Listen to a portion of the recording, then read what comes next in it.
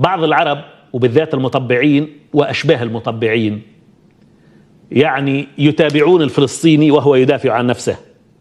إن ذبح سكتوا، وإن صمد ولقن الصهاينة دروسا قالوا عميل لإيران.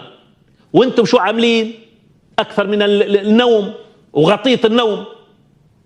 جايك من المغرب يتفلسف على أهل غزة. وينك أنت؟ مك رئيس لجنة القدس يا حبيبي يا أمير المؤمنين. شو عملت؟ ولا حاجة. جاي أنت تدين من صمدوا.